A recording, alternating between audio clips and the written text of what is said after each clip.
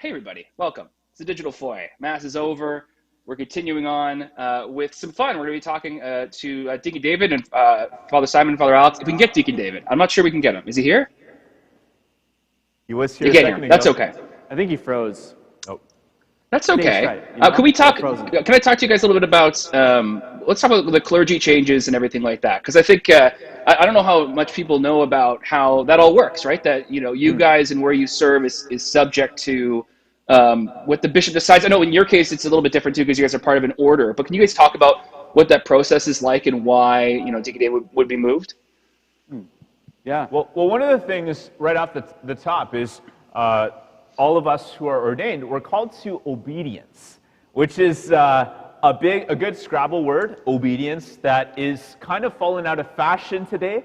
But it's a way in which we submit our own free will to a higher authority. And in reality, I think all of us need to be obedient to somebody greater than us. But in a particular way, priests and deacons are called to be obedient to the bishop.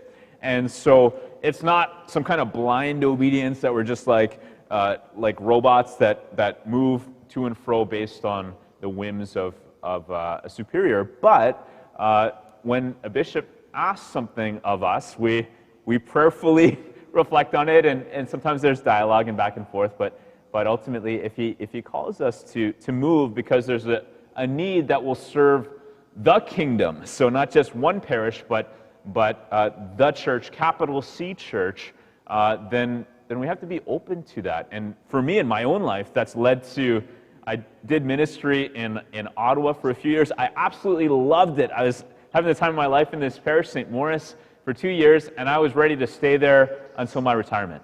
And then my superior said, Father Simon, we'd like to send you to Detroit to be the chaplain at a university. And I was like, what? And I prayed about it, and I surrendered my heart to that request, and over time I felt this peace in the surrender. And when I went to Detroit, wonderful things happened. And then from there, I eventually made it out here, again, another surrender to come to Halifax. And so I think one of the keys with obedience is when we surrender, God does great things. So that's a long answer to your question, Matt. That's good. I actually dropped out for an extended period of time during. Oh, okay. I'm out again. Okay, we'll wait for Peter to come back here. Wonder if I'm here. I'm talking. Let me know if you guys can hear me. Feed the sound through the TV, Matt, or Peter? I don't know if that's the issue. We'll see. I don't know if I'm audible or not for you guys. We keep talking. Let me know. We're trying something. Good. There we go. New. Yes. We're good. Yeah. We're Excellent. Good. Try some Oh, we lost you. interesting technical stuff. So yes. So about yes, Deacon David. I dropped out during that, but I'm sure it was excellent, and you sound like a great story, and I love it. Thank you, Father Simon, for that. A question that we had here, Jennifer wants to know if we're getting a new deacon here at St. Benedict Parish. I don't believe we are. Is that right? That is correct. Yeah, I asked the bishop Yes. that very question, and he said that we're stretched pretty thin. There's no one that he can send at this time. So yeah, and I would I would just say too is that we're really fortunate to have we had two priests and a deacon. We're still really fortunate to have two priests. I would say too, right? Like this is atypical for a lot of parishes to have this many priests here, right? Even though we're very fortunate to have one priest and a Father Alex Colati. So that kind of counts for quite a bit. Not every church has a Father Alex Colati. Yeah, we're like a full priest and a half here at St. Benedict, if we're really honest. So yeah, Deacon David is both literally and figuratively irreplaceable. So yeah. Oh, for sure. Right. So there he is. Hey! There's the man himself. We can see him. Okay, there we go. Deacon David. Can't hear you, but we can see you now, at least. We'll keep Deacon David. We'll get you to keep talking, maybe if you can, and when we hear you, we'll ask I you. I needed to turn my mic on. Hey, there we go. there we go. How are you doing, Deacon David? Yeah, I'm doing great. Yeah, thank you. Yeah. How did you feel about when you heard these changes here? Well, I said no to the bishop twice, and then which I'm probably not supposed to do, but after much prayer and reflection and speaking to my pastor, it was, I guess, time to call the bishop back and have an honest heart-to-heart talk with him, because if he honestly felt that if Our Lady of Guadalupe was where I belonged, then make it so, I guess, was what I told him. So. And Well, you had been moved difficult. before, right? Because you weren't originally at St. Benedict Parish. You were at a different I parish was, even before you came here. yeah, we were at St. Thomas Aquinas Canadian Martyrs, but not as a deacon. When I was ordained, Hmm. Archbishop Mancini assigned us to St. Benedict. It was very grace filled. Yeah. Yeah, and Yeah. So, you've so worked with the pastor you're going to go see before, though, right? The new pastor at this parish you're going to, you know him a little bit. we do know him. And in fact, when Patty came into the church in 2008, um, Father James was our pastor at St. Thomas Aquinas Canadian Martyrs at the time. So yeah, we know Father James very well. Yeah. we're There we also go. Well, that's really good. fortunate because, so David, Deacon David, you would know this, most people don't. Typically, the appointments at a parish last for 3 years. That's the typical length of time. You've been here for 6 years. So Correct. double what is normal. So we've been like already living on borrowed time in a lot of ways. So And I did blessed. recognize that. Yeah. Yeah, I did recognize that Yeah. fact. Yeah, they had asked me to move last year, and I said no. And they asked me to move the year before, and I said no. So, There we go. So a lot of so this is your fault. That's good. yeah. Anyway, it's Yeah. yeah. And so You we're gonna know, have we're gonna have ample time to say goodbye to you too, right? Deacon David, you're not gone tomorrow. no, it's I think the 28th of July or something like that. But anyway, I mean we just happen to be on vacation that week anyway, so it's effectively the 1st of August. Right. Yeah, another 3 months. You're not There we getting go. rid of us yet. No, and we're gonna hear you preaching too, right? People love to hear you preach, and I know a lot of I people when they am. comment here, they're talking about it. Excellent, Yeah, excellent. There. Ascension I Sunday. have a question Coming up in a couple of for weeks. your wife, Patty, the deacon's wife. I Yes. don't know if she's nearby, but even though we're losing Deacon David, is Patty still going to be here at St. Benedict? No, I'm just kidding. Well, see, when somebody said, how's Patty feeling about all this, and I said, she'll get over it, because that was Oh boy. I will move the 1st of August, and when Patty's ready, she will move. I mean, we love our St. Benedict family. We have so many strong ties, and we have so many friends at St. Benedict. We're not in any rush to, that will never change. Family is always family. Yeah, Right. that's right. I'm getting some questions here. People are asking things like, are we going to lose Isaac? Could we lose Father Alex or Father Simon? Father Simon, Father Alex, can you either comfort us or make us very aware of how fleeting life is and the little joys that we have here with your presence? Yeah. Well, it's true. I mean, here's the thing, right? So Father Simon and I, we both live under obedience to our legitimate superior, both here in the Archdiocese and also to whoever leads our community. And, we hold all things in this world loosely, right? We're called to surrender everything to God. Now, there are no plans for either of us to leave anytime soon, Father Simon and I, but that could always change, right? Again, Even though I've been trying to get rid of you for the last I'm 2.5 years. I'm kind of like gum stuck on the bottom of a pair of shoes, So now Isaac will be headed home at the end of June. That is correct. Because his 8-month internship will be up. And he's been, of course, a huge blessing to us too. So that's also going to be a sad saying of goodbye.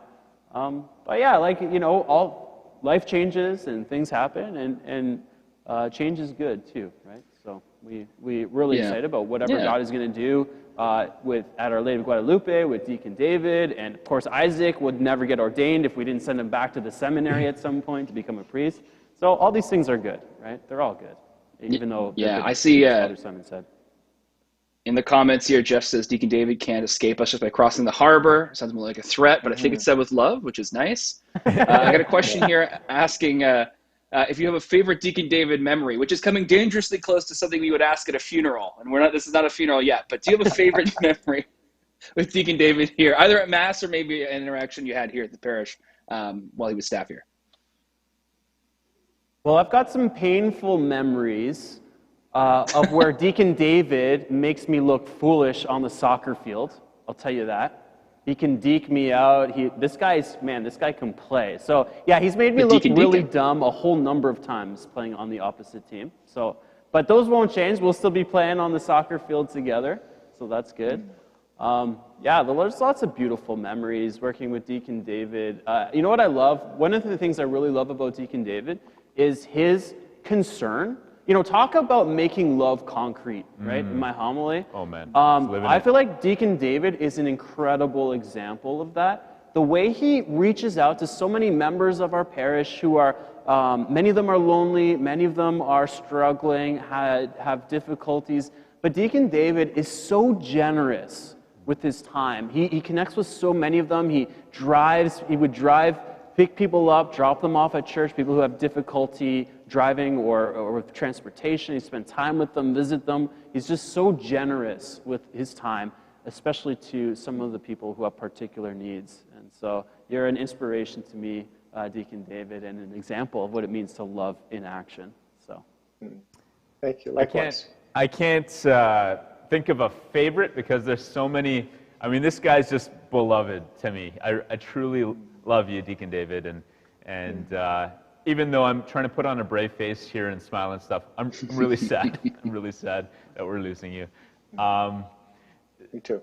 One example that jumps to mind. So many of you might not even know this. Deacon David has overseen our whole marriage prep ministry. So all the young couples, many of whom have been disconnected from faith, are coming asking to be married. And he spends hours and hours communicating with them, meeting with them, and very often he's the front door for this person, and he's inviting and challenging these couples to try Alpha. And so there's stories of people, like I think of Jason, who was here, and he was engaged to this girl in Italy, and Deacon David's like, hey, why don't you try Alpha? And it absolutely changed Jason's life and their marriage now and everything. And so I just think of countless lives that have been transformed, people who know Jesus now and know how much Jesus loves them now because Deacon David spent that time with them, walking with them, lovingly challenging them to take a next step. To me, that's, David, that's your legacy here. That's your legacy. There's so many people who know the love of Jesus through you, and I just want to say thank you for that. Thank you. Thank you. I see in the comments here, Isaac speaks up. He says, as much fun as being a perpetual seminarian sounds, I should probably go back to Detroit to get ordained, which is fair. There's a question here from Kathy who asks if we're going to get another seminarian. You know, we had Dan Ramos last year, I think. Yes, that was last year. Yes. This year's been weird, so it's kind of hard to keep track of that sometimes. And then we've had Isaac this year. Is there rumor of a seminarian? Is it something you can't confirm? What do you say, guys? I don't believe that there's a seminarian in the hopper, at least from the Companions of the Cross, for this coming year. And so there's feast or famine depending on a guy in his studies at what point he would start an internship. So I don't think, and maybe Isaac can confirm that, he probably knows better than we do, but I don't think for this coming year there's anybody lined up. Well, there we go. So we've reached the point in the Digital Foyer where, despite the distance between us, we're still going to have a stock competition. And so last week, hold on, I got to refer to my notes here. So last week, Father Simon had these kind of Easterish socks from an anonymous figure, and then Father Alex kind of blew the roof off things with flying pig socks. He was very confident about them. He had reason to be very confident about them. He won handily, I would say. And I'm wondering, gentlemen, if we could do a sock contest this week. Now, Deacon David, are you wearing funny socks, or are you in a position to be able to actually physically show them? I will abstain. Okay, fair enough. I bet he's wearing the best guys socks. in the house. Totally. I have a pair of Darn Toughs on, but they wouldn't win anything. But they're very comfortable. Okay, for hiking. There we go. Yeah. Okay, well, Father right. Alex, Father Simon, let's see the socks. Start your engines. I have, last night, we've been getting into the habit once a week as the brothers having some barbecue. Father Eve, shout out to him for barbecuing hamburgers. And we had French fries. So I got burgers and fries, what we had for dinner yesterday. There we go. There we go. And it's just a constant reminder of my love of McDonald's, Yes, exactly. Usually you buy them, and this time you got them for barbecue. That's good. As you look backwards to last night, I want to look forwards to this week. one of the great liturgical celebrations of the year, May the 4th. And so I would just want to wish everybody, nice. May the 4th be with you. And if you can't make that Oh, out, look that's at a really those. fat head of a Look at that. stormtrooper because I have cankles. So those socks are considerably wider than they should be. But there you go. Little stormtrooper, May the 4th be with you. That's that is tough. I love it. That's, Hold that's on. a That gang is very symbol. tough. That's like West Side Yeah, gang no, you're- symbol. Oh, sorry. I think you're trying what to was do I trying to do? I the was trying to Vulcan thing. Trying to do the That's Vulcan Star thing. Trek. Okay, Yeah. confusing. Oh, also, Yeah, instead you just incorrect. joined the What's the Crips. symbol for stormtroopers? You are a fake Star Wars fan. You're just, look at this poser over here. This I was guy's No, trying- I was no. trying to do Okay, West okay. Side Let's not cast Story. aspersions here. All right, so we're gonna have a Yeah. vote on the socks. Is it gonna be the burgers and fry socks, or is it going to be the stormtrooper socks? And also, real quick before we get going out of here, Isaac says there will not be a seminarian this year, as far as he knows, but next year it's very likely. So Oh. there we go. Stay There you tuned. go. Stay tuned. So with that, we are going to throw it over to Laura with online church. Kids, take it away.